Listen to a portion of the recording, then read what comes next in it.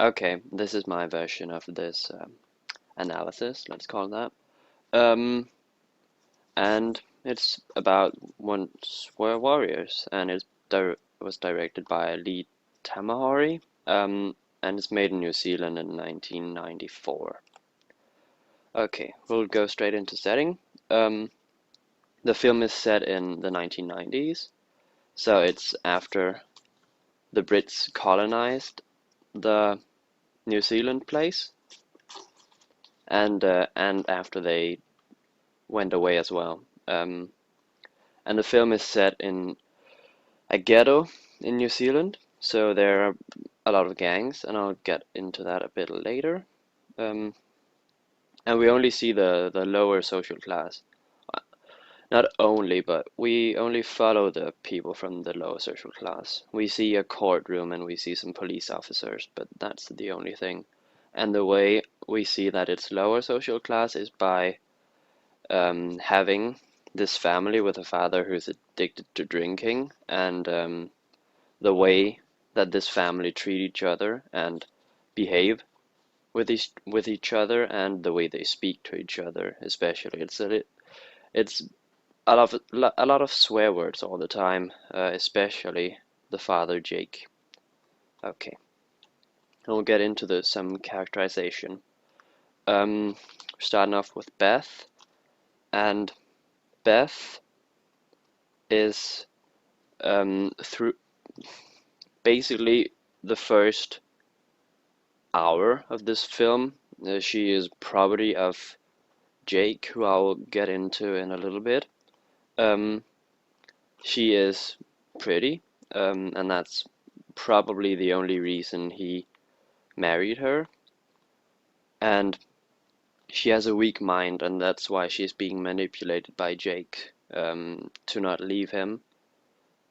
Um, and other than that, she is madly in love with Jake, and that's why one of the reasons she hasn't left him yet. And when she left her family when she was 18 to marry Jake. But they thought he wasn't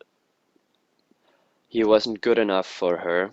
That's why she had to leave. She actually wanted to bring him into her family.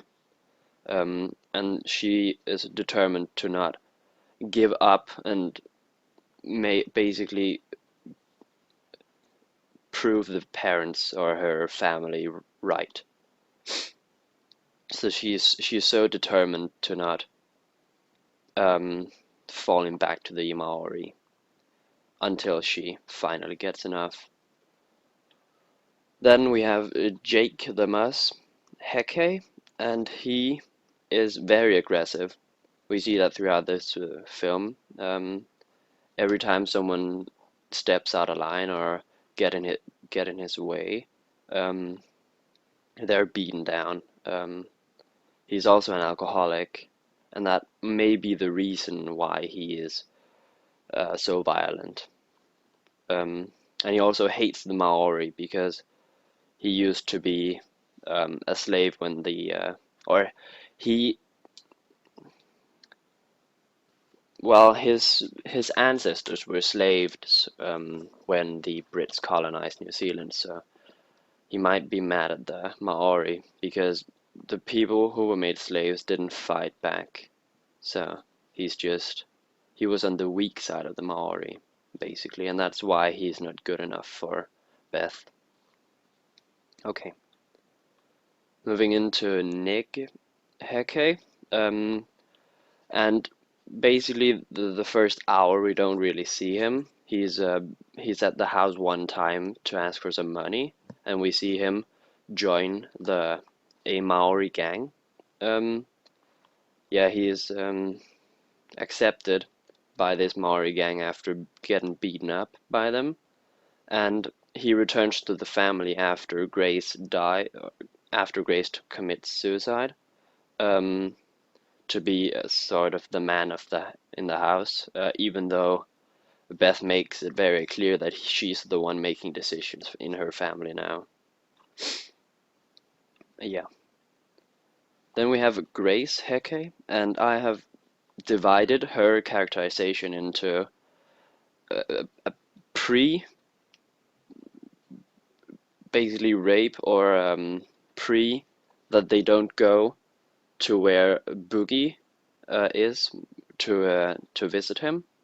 Um, and before before the rape, she embraces the Maori culture as much as she is allowed by her father. Um,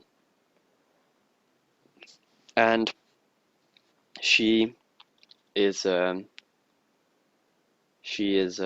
author, as she writes a diary, and she writes some Maori legend or some Maori lore. And she loves her mother, and she has a lot of faith in her mother. That's why I put a split with the bogey event, but I'll get into that in just a second. And her goal is to leave the family with Toot at some point when they get when they get a car working. They want to explore New Zealand or maybe the whole world. Um, and then the reason I chose to split it there with the boogie event is because it starts a chain reaction of really, really terrible events for this character. And after the boogie event, she loses her faith in her mother and basically the faith in her family. Um, she still likes the Maori culture, but she kind of puts it a little bit on hold because she like she gives up the faith in her family and her mother, and her mother was the Maori part. And her uncle Bully gets intimate with her. Well, that's a nice way to put it, at least. He rapes her, and after the loss of faith in her mother and the fact that Bully would probably kill her if she told anyone, she keeps it to herself. And she writes it in her diary, but that's also herself. Yeah. You can also see on these pictures that before she was raped, she was a very happy young lady, and after the event, she is frightened and she thinks that every man is trying to get in the bed with her. And she also pushes Toot away because of that, because he makes a move on her. Okay, then we have Marg Boogie Heke. I'll just call him Boogie because that's what he's being called throughout the whole movie or film. And he joins a boys' school at some point in this film. And before this boys' school, he's a thief, and he's caught with the wrong people. People have just stolen a car. This is why he's being arrested, and he is brought to court. And he pleads guilty. Um, and he ends up being sent away to this boys' school, away from his parents, because the the government or the judge doesn't believe that they can raise a child with the way that things have been going for them. And then he joins this boys' school, and he really connects with his Maori heritage. We see him at the right side at the picture there. He's doing some haka, and he does this because the headmaster of this boys' school is Maori as well, and he teaches them, some students of this boys' school, to do haka, and he teaches them about pride, the meaning of pride, and especially the pride in your origin and where you come from. Yeah. Then I'm just going to jump back to this and answer the next question, which is how the Maori heritage is relevant to this plot. And the Maori heritage of the mother basically ends up saving the family because it's a safe place and they get pulled out of trouble, out of Jack's way, or Jake's way. And we also see that it brings Boogie back on the right track after being a thief. He really improves, and it gives the family also some pride, as we see Beth stand up to Jake in the end, um, and she basically tells him that he can just leave, that she doesn't need him anymore, and she doesn't care about him anymore because she has her own family and a new home. Okay, I'll just jump into the significance of the title here. Um, and I think that the word of significance is warrior, because to be a warrior, it's often connecting with fighting for a greater good.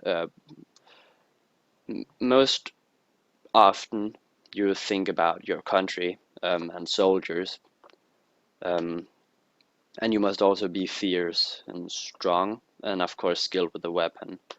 Um, and a warrior, by that standard, fighting for this greater good, have a lot of pride coming with that title, and I think that basically everyone in the country is proud of having a warrior or a soldier out fighting for the country. Okay, we'll go into the themes of the film, and to me, the major theme is pride, and especially pride of origin, and as I talked about before, um, and because it has this big influence to this whole story, I think this is the major theme of this film. We also have the love theme, which is basically in every single film nowadays. Um, we see basically two sides of love in this film. We have Beth's love of Jack, which almost destroys a family. Um, and then we have love from um, Beth's Maori heritage from her relatives, because they take the family back in after Grace dies. And we have the general message, and I think the message that the people are trying to send is that you should be proud of who you are and where you come from. Um, but if you can, and if you're willing to fight for it, you can change your situation for the better. As we see Boogie like developing, we see him evolving and emerging as a very strong individual and a proud individual as well. And we see Beth emerge as well, and finally just kick Jack out of the family. Okay. Then we have relation to British colonization, and when the Brits colonized New Zealand, they tried to settle things democratically by having the indigenous people, the natives, sign an agreement. But the natives, they misunderstood this agreement because they thought they just had to have the British Queen or King as their official ruler and not give any land to the Brits. But the Brits, they obviously had the land included in this agreement, um, and the misunderstanding led to the Brits taking the land by force, and they ended up killing almost every single native uh, person, and this is why there aren't no full why there aren't any full-blood Maori left, because they had to um, they had to what is it called? They had to make babies. I'll just say it like that.